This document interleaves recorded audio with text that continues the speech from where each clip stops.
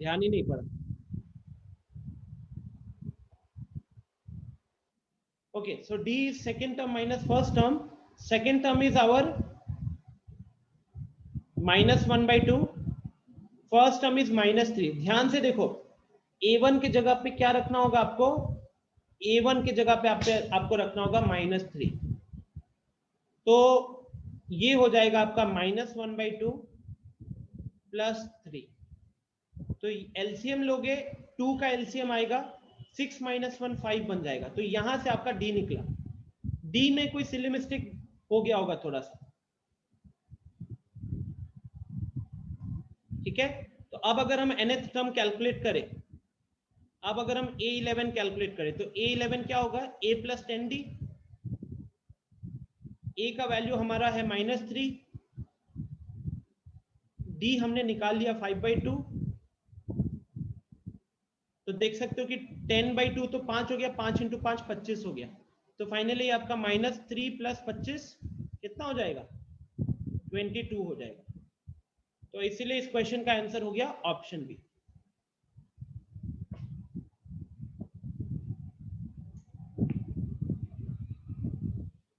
नहीं नहीं Niharika, I think यहीं पे आपसे गलती हुई है। एग्जैक्टली आपने यहीं पे गलती किया है, यहाँ पे।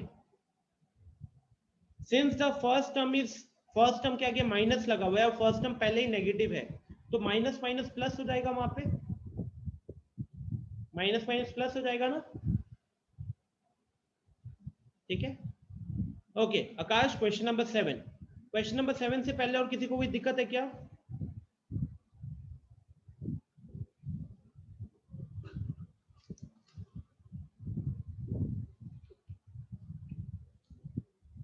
संगना 3 में क्या सब में दिक्कत हो रही है या कोई पर्टिकुलर क्वेश्चन है? 3 समझ में नहीं आ रहा है? ओके 3 का सेकंड, ठीक है। देखिए 3 में लिखा हुआ है in the following APs find the missing term in the boxes. इसका मतलब क्या है? इसका मतलब है कि ये ऑलरेडी एपी दिया हुआ है, ये ऑलरेडी एपी दिया हुआ है। तो आप क्या करो, बीच वाले टर्म को मान लो x, बीच वाले टर्म को मान लो x।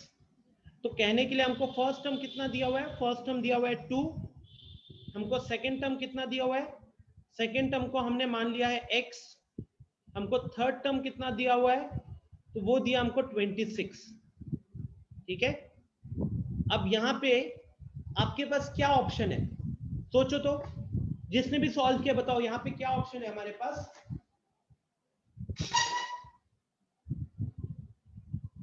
हमारे पास ऑप्शन है कॉमन डिफरेंस वाला, हमारे पास ऑप्शन है कॉमन डिफरेंस वाला। तो अगर हम यहाँ पे कॉमन डिफरेंस देखें तो second term minus first term कितना हो जाएगा? x - 2 हो जाएगा। और कैसे निकालते हो common difference? Third term minus second term भी तो कर सकते थे, third term minus second term भी कर सकते थे। थर्ड टर्म है 26, सेकेंड टर्म है x, कितना हो जाएगा? 26 - x हो जाएगा, ठीक है। 26 - x हो जाएगा। तो क्योंकि गाइस दोनों जगह से कॉमन डिफरेंस तो सेम ही आता है, तो हम इन दोनों को इक्वेट कर सकते हैं कि नहीं? We can equate them. So that is why we are going to write x - 2 is equal to 26 - x। x को अगर हम लेफ्ट हैंड साइड में ले जाएंगे और -2 को राइट हैंड साइड में भेज देंगे तो हमको यहाँ से 2x का वैल्यू कितना मिलेगा? 28 मिल जाएगा। और फाइनली x का वैल्यू कितना हो जाएगा? तो 28/2 14 हो जाएगा।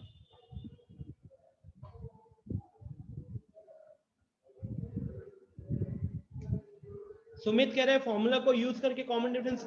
सुमित बट यहाँ पे जो कॉमन डिफरेंस है उसके लिए कोई फॉर्मूला है ही नहीं। इट्स वेरी सिंपल, किसी भी टर्म को उसके पिछले वाले टर्म से माइनस करो, आपको कॉमन डिफरेंस मिल जाएगा। किसी भी टर्म को उसके पिछले वाले टर्म से माइनस करो, आपको कॉमन डिफरेंस मिल जाएगा। nth फॉर्मूला इतना कॉम्प्लिकेट मत करो, अगर आप कॉम्प्लिकेट करने जाओगे तो वेस्ट है ना।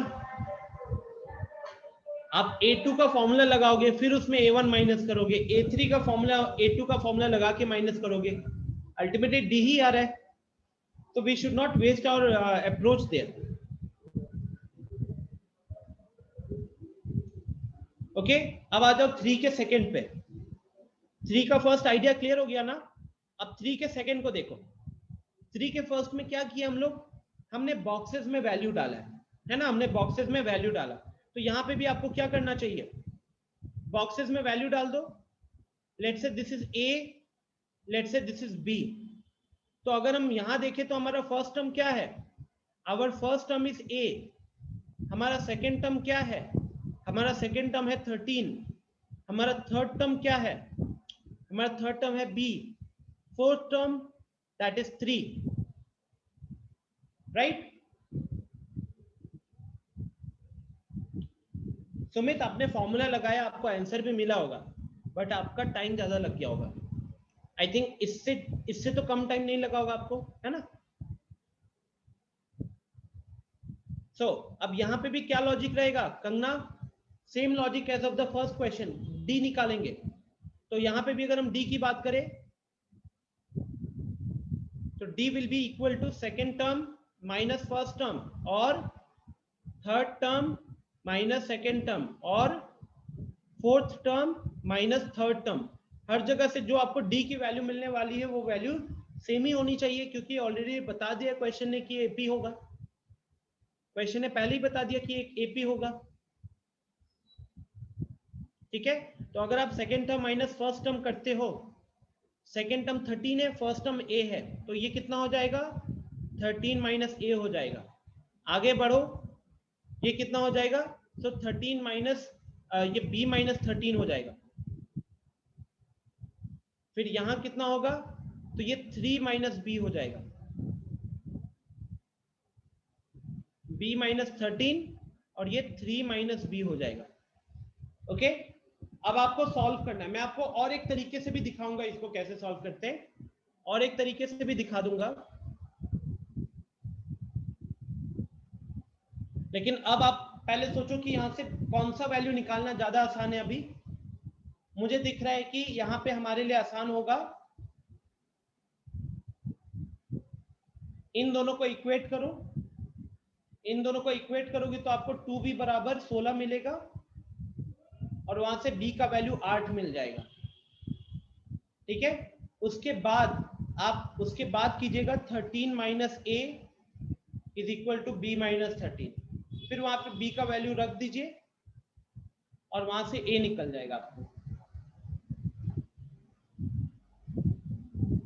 18, ठीक है।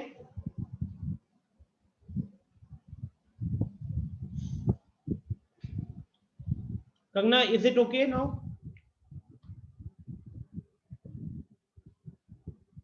कंफ्यूज्ड?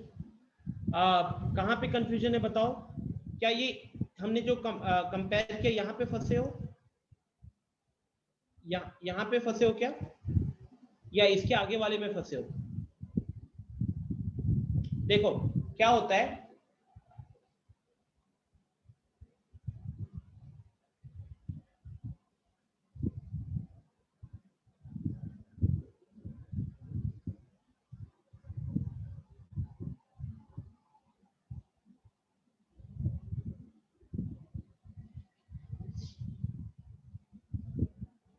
देखिए अगर मैं आपसे सिंपली एक चीज बोलूं कि a is equal to b is equal to c is equal to d, अगर आपको कहीं पे ये चीज लिखी हुई है तो आपको यहां से क्या समझ में आएगा कि all the values are equal to each other, सारी वैल्यूज एक दूसरे के बराबर है।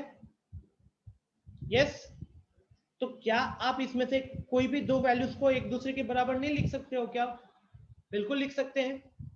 सेम तरीके से अगर आप यहाँ पे d को देखोगे तो आपको कॉमन डिफरेंस कैसे मिलेगा, अगर आपने second term minus first term किया वहां से भी आपको कॉमन डिफरेंस मिल जाएगा, या फिर आपने third term minus second term किया वहां से आपको कॉमन डिफरेंस मिल जाएगा, या फिर आपने fourth term minus third term किया वहां से भी आपको कॉमन डिफरेंस मिलेगा। एपी है ये, एपी है तो सारे कॉमन डिफरेंस इक्वल होंगे, तो इसलिए हमने सबके बीच में इक्वल का साइन लगाया है। अब आपके पास तीन एक्सप्रेशन है, पहला है 13 माइनस ए, अगला है b माइनस 13, और उसका अगला है 3 माइनस बी, ठीक है। अब आपको यहां से सोचना है कि हम a कैसे निकालें। अब देखो कि अगर आप a वाला एक्सप्रेशन तो एक ही है 13 माइनस ए, अब या तो आप उसको b माइनस 13 के साथ बराबर करते या फिर 3 माइनस बी के साथ इक्वेट करते। दोनों ही केस में b आ रहा है तो b, अब एक ही इक्वेशन में a भी वेरिएबल b भी वेरिएबल, सॉल्व करना दिक्कत होगा। तो इसीलिए हमने क्या किया, हमने सेकंड एक्सप्रेशन और थर्ड एक्सप्रेशन को पहले इक्वेट किया। सेकंड एक्सप्रेशन और थर्ड एक्सप्रेशन को पहले इक्वेट किया, क्योंकि फिर वहां पे आप लिख सकते हो b minus 13 is equal to 3 minus b. अब इस इक्वेशन में क्या होगा, सिर्फ b होगा, तो आप वहां से b कैलकुलेट कर सकते हो। कैसे कैलकुलेट करोगे, तो माइनस बी को लेफ्ट साइड भेज दिए और माइनस 13 को राइट साइड भेज दिए, तो वहां से 2b इज इक्वल टू 16 हो गया और b का वैल्यू 8 आ गया। जब आपको b का वैल्यू 8 मिल गया, उसके बाद आप पहला दोनों एक्सप्रेशन को इक्वेट करो जैसे हमने यहाँ पे किया है। 13 minus a is equal to b minus 13 किया और यहाँ पे b का वैल्यू रख दो, यहाँ पे b का वैल्यू 8 अब रख दो और आप देखो आपको a का वैल्यू 18 मिलेगा यहाँ से। ठीक है, क्या अब समझ में आ गया?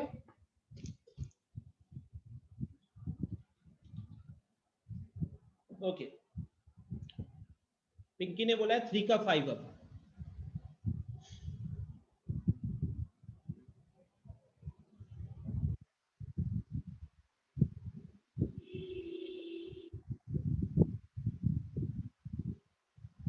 निहारिका 5 के 2 पे आता हूँ, पहले 3 का 4, 3 का 5 मेरे को आया है चैट में। गाइस 3 का 4 में अगेन लॉजिक रहेगा सेम, लॉजिक रहेगा सेम।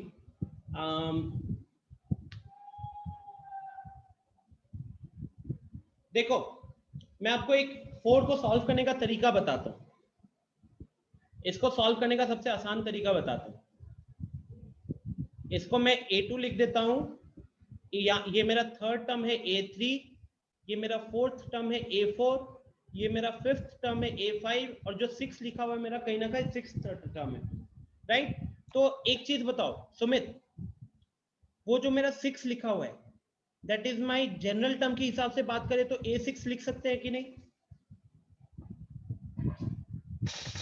बोलिए, क्या हम उसको a6 लिख सकते हैं?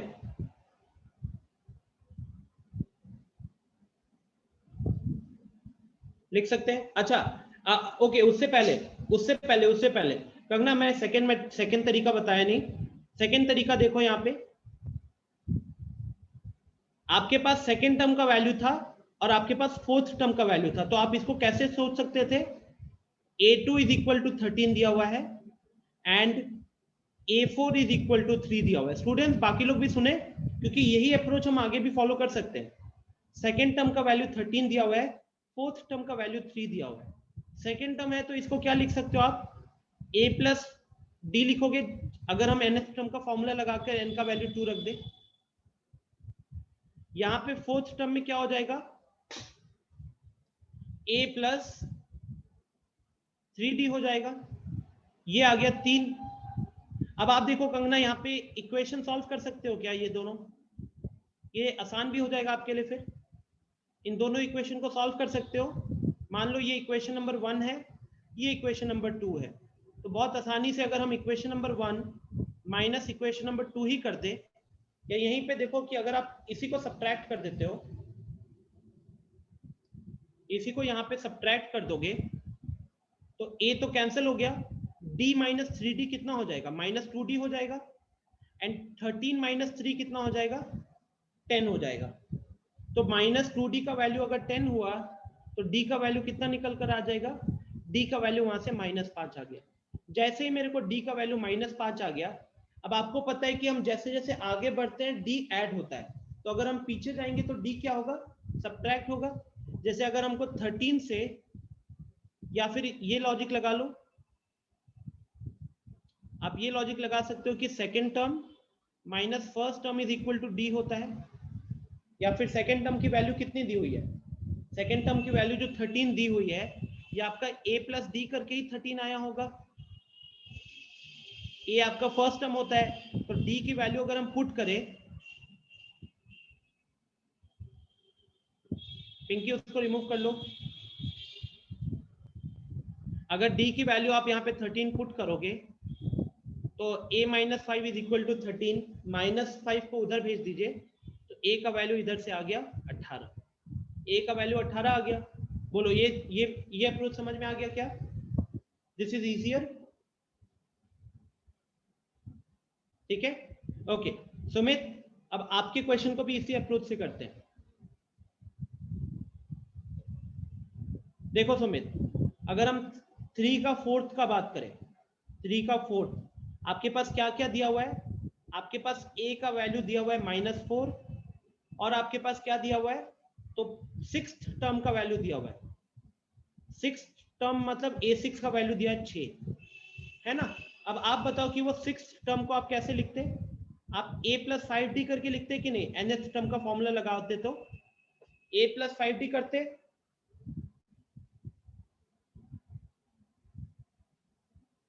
अब a का वैल्यू पुट कर दीजिए इसमें, a का वैल्यू पुट करोगे तो क्या हो जाएगा? -4 + 5 टाइम्स ऑफ d, छोटी सी गलती हुई है यहाँ पे, -4 नहीं 6 लिखना है, तो यहाँ पे आपको 5d बराबर 10 आ जाएगा।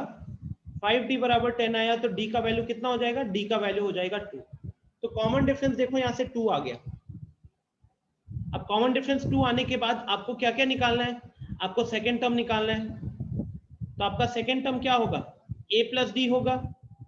a का वैल्यू क्वेश्चन ने पहले दे रखा था -4, d हमने पहले निकाल लिया +2, तो -4 + 2 कितना हो गया? -2 हो गया। अच्छा, थर्ड टर्म निकालना है तो आप क्या कर सकते हो? सेकेंड टर्म में d ऐड कर दो। तो सेकेंड टर्म का वैल्यू -2 है, -2 में अगर आप d ऐड करोगे तो क्या हो जाएगा? -2 + 2 कितना हो जाएगा? 0, है ना। तो अगर हम यहाँ पे वैल्यूज पुट करना शुरू करें तो यहाँ -2 पुट करोगे, यहाँ 0 पुट करोगे, अब इसमें और d2 ऐड करो तो 2 हो जाएगा, ये 4 हो जाएगा। आया समझ में क्या सुमित?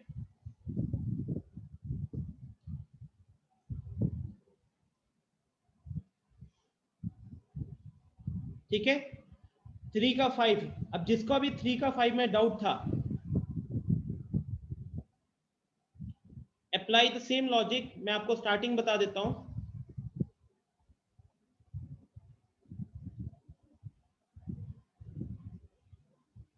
यहाँ पे अगर मैं 3 के 5 में बात करूं तो कौन सा टर्म दिख रहा है? सेकेंड टर्म दिख रहा है a2। a2 का वैल्यू 38 है। a2 को अगर nth टर्म के से लिखे तो क्या लिखा जाएगा? ये a + d लिखा जाएगा। तो a + d का वैल्यू 38 दिया हुआ है। नेक्स्ट 1 2 3 4 5 6, छठा टर्म का वैल्यू आपका -22 लिखा हुआ है। Sixth term is -22। यहाँ पे फॉर्मूला लगाओगे तो a + 5d is equal to -22 हुआ।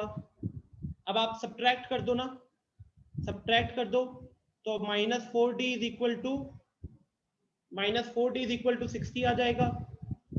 तो यहाँ से d का वैल्यू -15, और फिर आप बाकी सारे टर्म्स आराम से निकाल लोगे, बन जाएगा। ठीक है, बहुत क्वेश्चंस हो गए सॉल्व।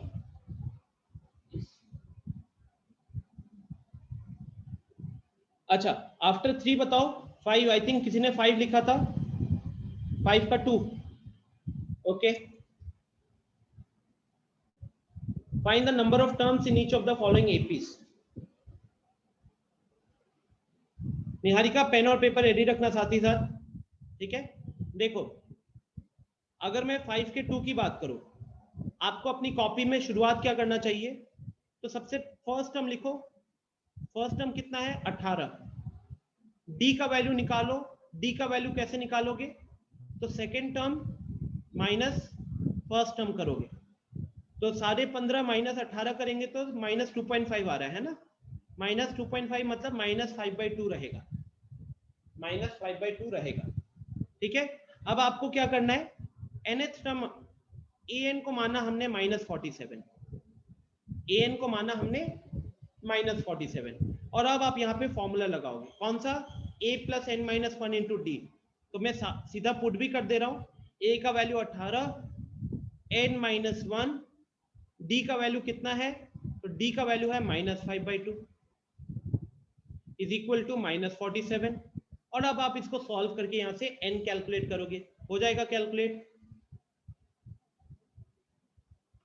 बोलो, यहां से अब n कैलकुलेट हो जाएगा।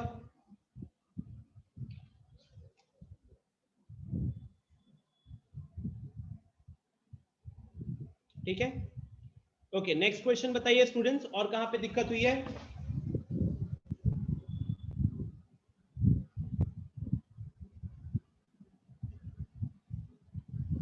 और कोई क्वेश्चन में दिक्कत? एनीवन? एक्सरसाइज 5.1 से, ये 5.2 चल रहा है, sorry. Question number 11, question number 7, 7, 9, 10, 11। ठीक है,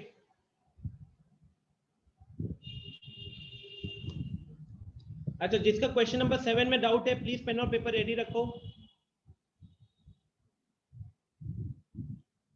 वो कह रहा है फाइंड द 31st टर्म। अच्छा, इनफैक्ट इसको मैं पीडीएफ में लिखता हूँ, कोई अनम्यूट करके मेरे को बताना तो क्वेश्चन। Yes sir. हाँ आकाश, बताओ क्या है क्वेश्चन। सर क्वेश्चन है find the 31st term of an AP whose 11th term is 38 okay, and the 16th term is 73. Okay fine.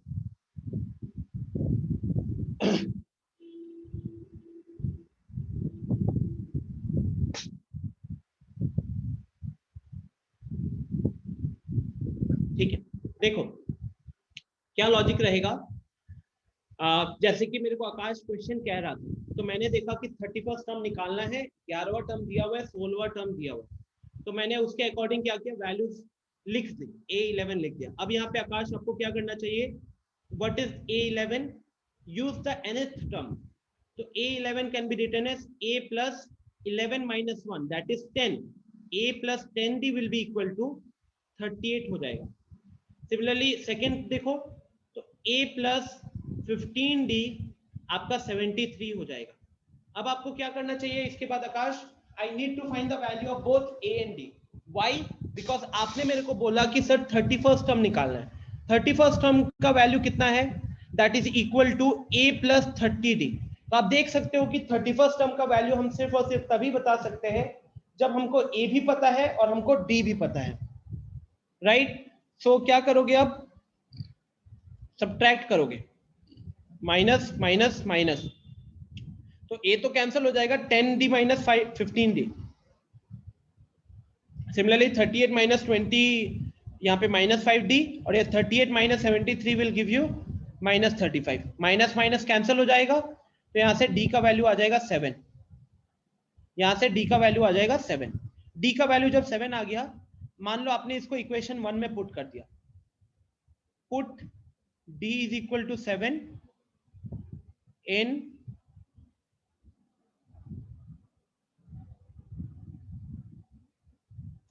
उसमें पुट कर दो, ए का वैल्यू कितना आ जाएगा, 50, 38 minus 50 minus 12।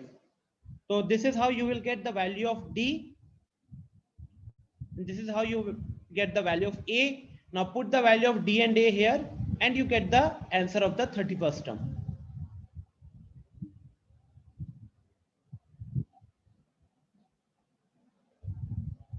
Is it okay Akash? Ultimate target क्या है, notice कर रहे हो क्या? We are actually finding out the nth term, मतलब जो भी टर्म दिया हुआ है उसमें हमने nth टर्म का फॉर्मूला लगाया, nth टर्म का फॉर्मूला लगाया, दो इक्वेशंस आए, दो इक्वेशन से हमने दो वेरिएबल्स a और d को कैलकुलेट किया and then we put it in the 31st term to get the answer. Okay, चलो ग्रेट। नेक्स्ट आते हैं क्वेश्चन नंबर 9 पे। Question number 9 exactly same question है, तो मैं आपको यहीं पे बता देता हूं, ठीक है?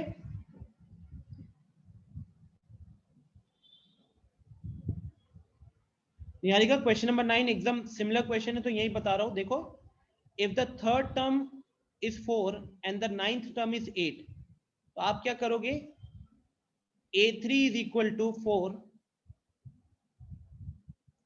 and A9 is equal to minus 8। तो आप इसको सॉल्व करके जल्दी से मुझे एक बार ए और डी का वैल्यू बताओ। इन दोनों को सॉल्व करके आप ए और डी का वैल्यू बताओ।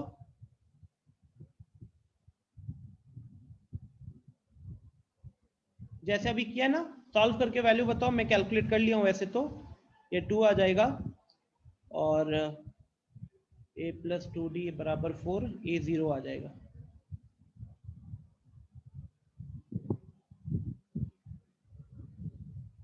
सॉरी, a प्लस 2d, हाँ a 0, नहीं, कुछ गलती हो रही है क्या? d माइनस 2 आएगा, d माइनस 2 आएगा और उसके बाद a प्लस 2d, तो ये आपका हो जाएगा 8। a का वैल्यू आ गया 8, तो a का वैल्यू 8 और d का वैल्यू -2।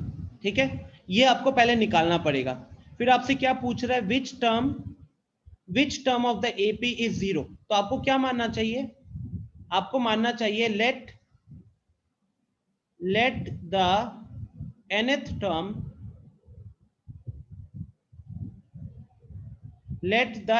Term be 0। मान लेते हैं ना कि हमारा कोई nth टर्म है वो 0 है, तो उस हिसाब से an क्या लिखोगे आप? 0। अब an मतलब क्या? a plus n minus 1 into D. तो n हमको निकालना नहीं है, a हमको पता, सॉरी n हमको पता नहीं है, निकालना है। तो n माइनस 1 रहेगा, d का वैल्यू है -2 इज इक्वल टू 0। क्या यहां से सॉल्व हो जाएगा? n का वैल्यू 5 दिख रहा है, तो हमारा फिफ्थ टर्म का वैल्यू 0 होगा। नोटिस क्यों क्या किया हमने? सिमिलर सेम जैसे लास्ट क्वेश्चन में किए थे, ए कैलकुलेट किया, डी कैलकुलेट किया, क्वेश्चन पूछा कौन सा टर्म 0 होगा, कह दिया कि चलो भाई nth टर्म 0 होगा। nth टर्म होता है a plus n minus 1 into D, उसको हमने 0 के बराबर कर दिया, a पुट कर दिया, d पुट कर दिया, वहां से n कैलकुलेट किया। देखिए, इज इट क्लियर?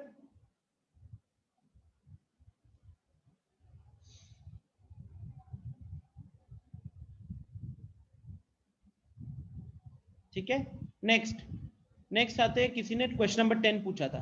10 का लॉजिक अगेन सेम रहेगा।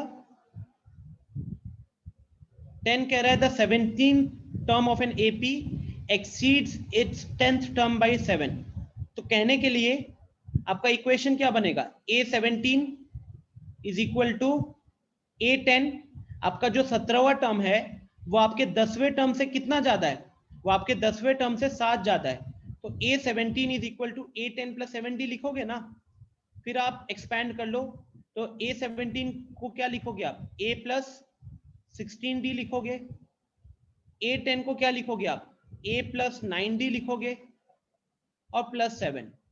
अब इक्वेशन के दोनों साइड से आपको क्लियरली दिख रहा है कि a कैंसिल हो जाएगा, यहाँ पे 16d है, यहाँ पे 9d है। तो अगर 9d को लेफ्ट हैंड साइड ले आओगे तो 16 माइनस 9d 7d हो जाएगा। 7d बराबर 7, तो d बराबर कितना हो जाएगा? 1 हो जाएगा। ठीक है, हो गया सॉल्व। बस इक्वेशन बनाना था, इक्वेशन। 17वां टर्म 10वें टर्म से 7 ज्यादा है, तो 17th term is equal to 10th term plus 7 लिखोगे ना।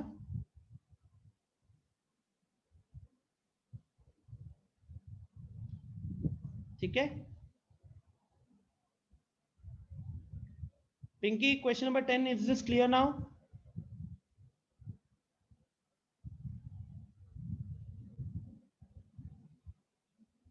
फिर आया है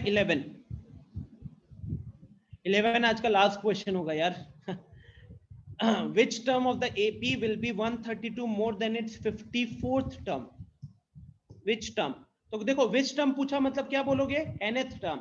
which term? nth term। तो an कह रहा है कि nth term 54th term से 132 ज्यादा है, तो आप इसको क्या लिखोगे? nth term is equal to 132 plus a54। चलो तो एक बार इसको सॉल्व करो,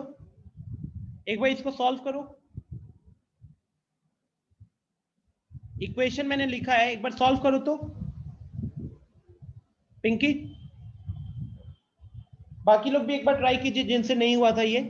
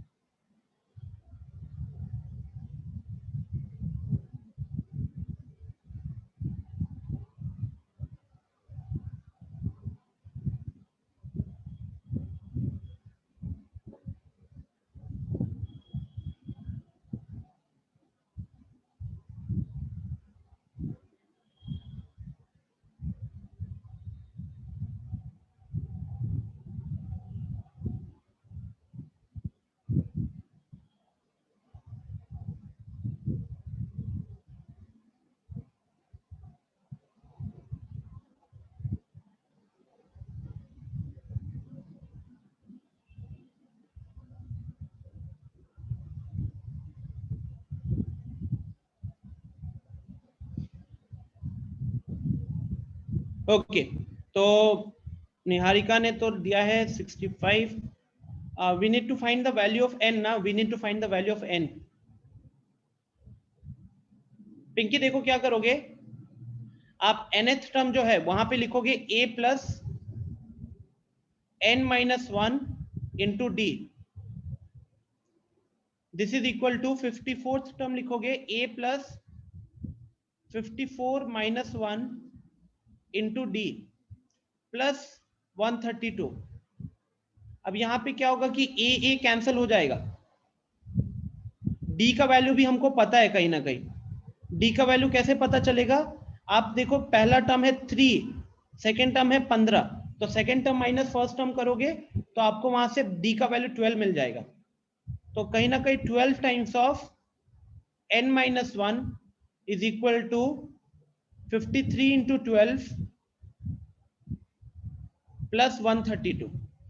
ठीक है, यहां से आप n को कैलकुलेट करोगे, यहां से आप n को कैलकुलेट करोगे.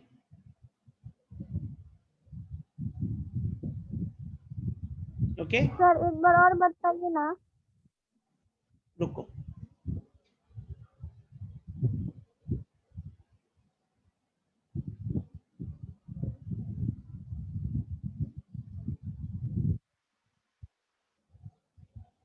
आपके क्वेश्चन में वहां बोला हुआ था कि जो हमारा nth टर्म है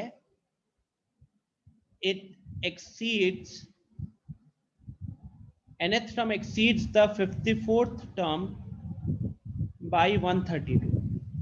तो अगर हम इसको इक्वेशन में लिखें तो आप क्या लिखोगे, आप इसको लिखोगे an is equal to a54 plus 132. an is equal to a54 plus 132 लिखोगे. ठीक है, अब यहाँ पे हम वैल्यूज डालते हैं, तो an क्या होगा, तो that is a plus n minus 1 into D. a54 क्या होगा, तो that is a plus 54 minus 1 into d plus 132. D निकाले हो, डी में कोई दिक्कत है क्या पिंकी, डी में कोई दिक्कत, डी तो 12 है ना. अच्छा ये तो कट गया हमारा, तो अगर हम डी की वैल्यू रख दे तो ये आपका n माइनस 1 इंटू 12 हो जाएगा यहाँ पे, और यहाँ पे 54 माइनस 1 आपका 53 हो गया, तो 53 इंटू 12 आप यहाँ भी लिख सकते हो. अच्छा एक और चीज है, 132 को देखो, 132 भी 12 इंटू 11 होता है, तो हम इसको 12 इंटू 11 लिख देते हैं. ऐसा क्यों, कैलकुलेशन आसान करने के लिए. क्या कैलकुलेशन आसान होगा यहाँ पे, तो हम कह सकते हैं कि अब हम पूरी इक्वेशन को देख सकते हो, 12 हर जगह दिख रहा है, तो 12 यहां से भी कटेगा, यहां से भी कटेगा, यहां से भी कटेगा, तो मेरा ये बन जाएगा n minus 1 is equal to 53 plus 11. 53 plus 11 आपका हो गया 64, n माइनस 1 बराबर 64, तो n का वैल्यू 64 प्लस 1 65 निकल कर आएगा. ठीक है, 65 निकल कर आएगा. बोलो समझ में आया ये चीज.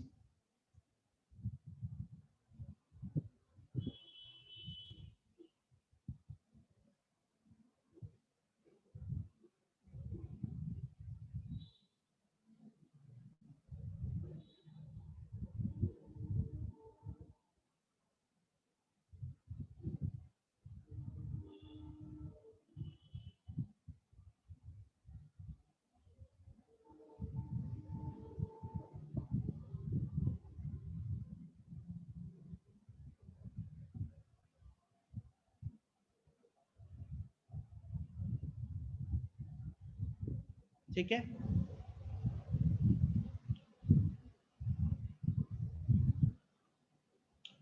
ओके तो सुनो, मैं यहीं पे अभी आज की क्लास को एंड करता हूँ, बिकॉज आज के लिए मेरे लिए बहुत हो गया है. I will continue from here. Okay, I will continue from here in our next class. थोड़ा सा मैं आपको RS अग्रवाल से कुछ क्वेश्चन सॉल्व करने के लिए दूंगा, बिकॉज वो अगेन बेसिक क्वेश्चन होंगे और आपको ये सॉल्व करना जरूरी है, वरना 5.3 में दिक्कत होगी. ठीक है, तो I am ending the class for today. थोड़ा सा होमवर्क दूंगा RS अग्रवाल से, जरूर करिएगा उसको. मिलते हैं अगली क्लास में. ठीक है, thank you everyone, bye bye. Bye sir.